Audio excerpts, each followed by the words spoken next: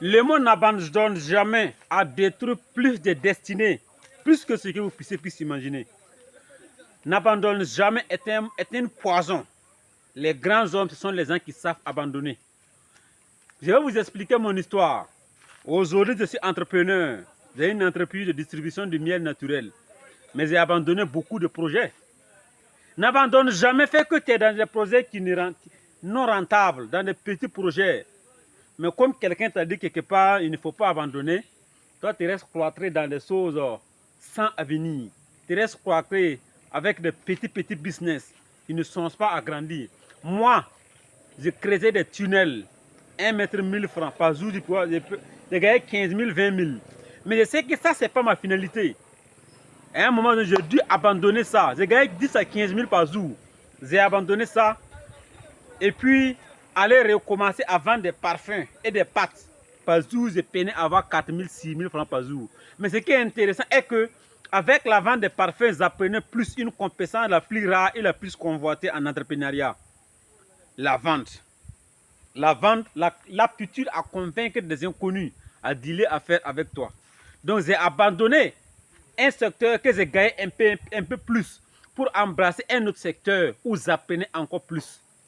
Si toi, on te dit de ne jamais abandonner, tu restes cloîtré dans les business, quand tu projettes dans le futur, il n'y a aucune finalité. Même la question de vendre des parfums, à un moment donné, j'ai abandonné ça aussi. Parce que je savais que la vente des parfums ne va pas me permettre de payer grand chose. Mais la vente des parfums m'a aidé à connaître ce que c'est que la vente, à comprendre les aptitudes physiques, les aptitudes du terrain, comprendre la psychologie des clients. Et quand le moment est venu pour moi de mettre en place mon entreprise du miel, je savais déjà vendre. C'est plus facile pour moi de convaincre les gens parce que j'ai cette notion rare. Donc aujourd'hui, vous devez abandonner. Aujourd'hui, je suis un entrepreneur. Mon miel se vend à des centaines de kilomètres de Kourgou. Personne ne me connaît. Les gens me payent mon miel même sans me connaître. Donc ça, c'est quoi? Parce que j'ai abandonné des petits projets, j'ai abandonné des projets non porteurs d'avenir. Et vous savez tous, dans 1000 ans, le besoin de miel sera encore plus grand. Parce qu'il y a un manque criard sur le terrain. Donc aujourd'hui, je t'invite toi aussi de formuler tes ambitions par grade. Et commence par le plus bas niveau. Tu peux également commencer aujourd'hui à être un manœuvre. Mais la finalité, ce n'est pas de rester un manœuvre. La finalité, c'est d'être un entrepreneur dans le BTP. Tu commences en étant un manœuvre. Après, tu commences à fabriquer des briques pour vendre. Après, tu abandonnes. Tu commences à faire. Donc, un peu, tu grades. Moi, j'ai créé les tunnels. C'est pour avoir quoi manger. Et puis, une base. Après, j'ai vendu des parfums pour avoir l'expérience. J'ai abandonné ça. Aujourd'hui, j'ai mis en place mon entreprise.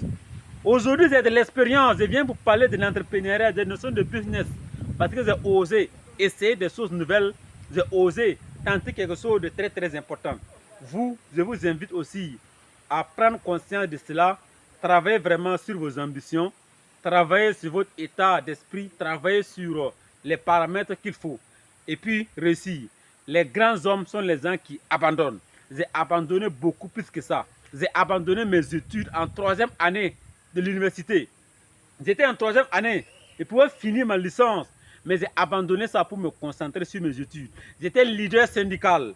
J'ai abandonné le syndicalisme pour me concentrer sur mes affaires.